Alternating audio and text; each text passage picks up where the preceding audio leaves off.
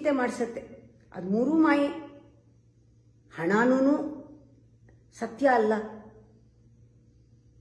ಹೆಣ್ಣು ಸತ್ಯ ಅಲ್ಲ, ಮಣ್ಣು ಸತ್ಯ ಅಲ್ಲ.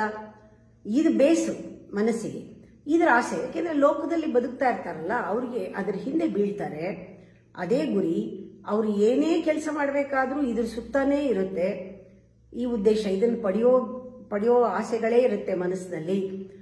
ಮನಸ್ಸಿಗೆ ಸಮಾಧಾನ ಆವಾಗಲೇ ಆಗೋದು, ಅವ್ರು ಸಾಧಿಸ್ದಂಗೆ ಅನ್ಸೋದು. ಅವ್ರ ಸಾಧನೆ ಏನು ಅಂದರೆ, ಅವ್ರ ಸಾಧನೆ ಹೊರಗಡೆ ಪ್ರಪಂಚದಲ್ಲಿ ಹೆಸರು, ಕೀರ್ತಿ, ಹಣ, ಅಧಿಕಾರ, ಅವ್ರದ್ದು ಪ್ರತಿಷ್ಠೆ, ಅವ್ರದ್ದು ಅಧಿಕಾರ ಎಲ್ಲ ತೋರಿಸ್ಕೊಂಡು ಕೆಲಸ ಮಾಡ್ತಾ ಇರೋದು, ಅಲ್ಲಿ ಹೋರಾಡೋದು, ಕದನ ಮಾಡೋದು, ಆಮೇಲೆ ಕಾನ್ಫ್ಲಿಕ್ಟ್ನ ಎಬ್ಸೋದು, ದ್ವಂದ್ವ ಮಾಡೋದು, ಗಲಾಟೆ ಮಾಡೋದು, ಕೋರ್ಟ್ ಅಲಿಯೋದು, ಇದು ಭೂಮಿಗೆ ಜಗಳ, ಹೆಣ್ಣಿಗೆ ಜಗಳ, ಹೊನ್ನಿಗೆ ಜಗಳ, ಯಾವಾಗ್ಲೂ ಆ ಥರ ಇರೋದು.